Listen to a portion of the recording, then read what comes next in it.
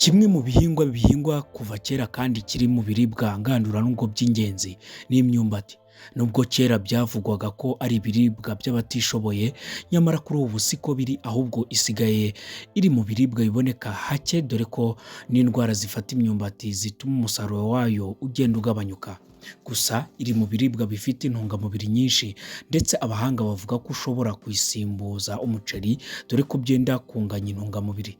Mu ntungamubiri zibonekamo twavuga ibyongera ingufu, poroteyine, ibinure, ibinyasukari, fibre, vitamine E, vitamine B3 na vitamine B2, vitamine B9, vitamine C, vitamine K, imyunyungugu nka calcium, phosphore, ubutare, magnesium ndetse na sodium. Ibi byose nibyo bituma iba ikiribwa cy'ingenzi kandi gifitiye umubiri akamaro. Twihuse reka tuvuge ku kamaro k'imyumbati ku buzima. Icya mbere, yongera ingufu umubiri. Muri gramu ijana usangamo gramu 38 z'ibinyasukari, ndetse unasangamo calories 160. Ibi bituma iba ifunguro ry'ingenzi ku bantu bakora imirimo y'ingufu nk'abahinzi, abanyonzi, abakarani ingufu n'abandi bose bakoresha ingufu mu kazi kabo. Ibinyasukari biri mu myumbati bihinduka isukari nyuma yo gushwanyagurizwa mu gifu, nuko igakoreshwa mu kongerera umubiri ingufu. Iyo ingufu zidakoreshejwe, iyo sukari ibikwa mu buryo bw'ibinure, ikazakoreshwa nyuma mu gihe ikenewe. Icya kabiri, kurinda no gusana ibice binyuranye by'umubiri. Mu myumbati kandi harimo poroteyine zigira akamaro mu kurinda no gusana ibice binyuranye by'umubiri, kandi muri yo dusangamo za amino acide ziboneka mu magi no muri soya. Ibi bikaba bituma mu gusana umubiri imyumbati iza mu mafunguro y'ingenzi. Icya gatatu ni ukugabanya umuvuduko udasanzwe w'amaraso. Ubushakashatsi bwakorewe mu gihugu cya Philippines, kimwe mu bihugu bizwiho kweza imyumbati cyane, bugaragaza ko kurya imyumbati bigabanya igipimo cya cholesterol mbi mu mubiri. Ibi biterwa n'uko ikungahaye kuri fibre. Imyumbati kandi ibamo saponin, bikaba ibinyabutabire bizwiho gutuma umubiri utinjiza cholesterol mbi mu mubiri. Ibindi kandi bituma kuyirya bifasha mu kugabanya ibyago byo kurwara indwara zinyuranye z'umutima, bikanafasha amaraso gutembera neza. Icya kane ni ugukomeza amenyo n'amagufwa. Imyumbati kandi nk'uko twayibonye irimo calcium, iyi ikaba izwiho kuba ingenzi mu gukomeza amenyo n'amagufa. Si ukuyakomeza gusa, ahubwo inayarinda kwangirika no kuba yavungagurika cyangwa akaba yamungwa. Icya gatanu, gutuma umubiri ukora neza. Harimo vitamine B zinyuranye nka B9, B5, BE, B2 n'izindi zose zikaba zizwiho gufasha mu mikorere y'umubiri, aho zituma hakorwa imisemburo ituma umubiri ukora neza. Icya gatandatu ni ukurwanya kwituma impatwe no kugabanya ibiro. Nubwo ari ibiribwa bikomeye ukaba wakeka ko kuyirya byatera kwituma impatwe, ariko siko biri. Ahubwo muri yo dusangamo fibre zikaba zizwiho kurwanya kwituma impatwe. Isukari irimo yitwa amylose kandi itinda gushwanyaguzwa, nuko ugakomeza kumva uhaze. Ibi bigatuma umubiri ukoresha ibinure biwurimo, nuko bikaba byatera kugabanyuka ibiro. Icya karindwi, mu myumbati nta gluten ibamo. Iyi gluten ni ubwoko bumwe bwa poroteyine, ikaba ikunze kuboneka mu ngano n'ibizikomokaho. Bikaba bishobora gutera ubwivumbure kuri bamwe, by'umwihariko ku bafite uburwayi bwihariye bw'amara buzwi nka celiac disease. Gluten ntibabasha kuyihanganira, niyo mpamvu kuri bo ari byiza kurya imyumbati n'ibiyikomokaho mu mwanya w'ingano n'ibizikomokaho. Icya munane ni ukugabanya isukari yo mu maraso.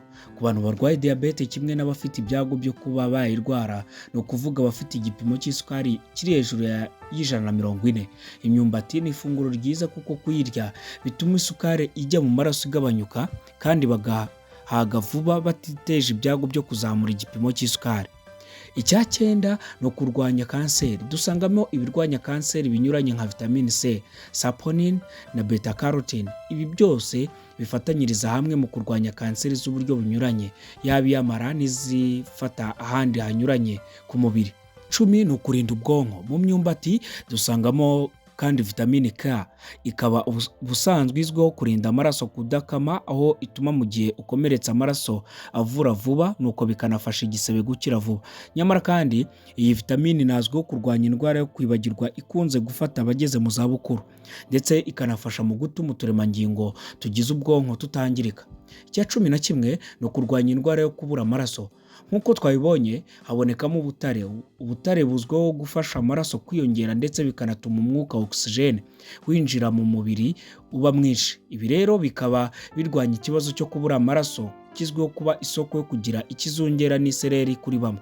Icya 12 ni ukurwanya kwiheba no kwigunga.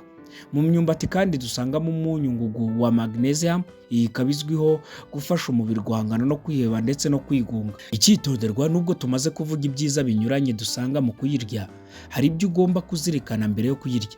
Imyumbati ibamo ikinyabutabire cya hydrocyanic acid, iki kikaba ari uburozi ku muntu ndetse bushobora no kumwica. Gusa iyo utetse imyumbati izwi ku izina ry'imiribwa uburozi buvamo, nuko ifunguro rikaba ritunganye. Niyo mpamvu guhekenya imyumbati ugomba kubyitondera, cyane cyane iyo atari yo wihingiye ngo ube uzi ubwoko bwayo, kuko habaho n'iyivamo ubugari nyamara wayihekenya ukumva iryohereye nyuma ikaza kukugaragura. Icya 2, nubwo tutavuze ku isombe dore ko naryo rikomoka ku bibabi by'imyumbati, nubwo mu Rwanda tumenyereye isombe riva ku gisombe, naryo ni byiza kuriteka rigashya ndetse amazi ya mbere ushatse wayamena ndetse ukariteka ridapfundikiye. Icya 3, imyumbati itekwa mu buryo bunyuranye. Ushobora kuyigereka ku bishyimbo, ushobora kuyitogosa yonyine ukayishakira uburisho ndetse ushobora no kuyiteka ifiriti. Icya 4, ubugari bw'imyumbati bufite zimwe mu ntungamubiri ariko zitaboneka mu miribwa, gusa muri make bwo kuburya kenshi si byiza. Mu biganiro bizakurikiraho tuzavuga ku kamaro k'ubugari n'impamvu kuburya kenshi atari byiza. Reka mbabwire ngo mugire umunsi mwiza, turabakunda. Mukomeze gusharinga ibi biganiro byacu twagura umuryango w'Ikibabi TV, kuko hari benshi bataramenya akamaro k'ibi bimera biba mu mirima yacu. Turabakunda cyane nk'uko nabibabwiye. Mugire umunsi mwiza kandi mugire guhirwa.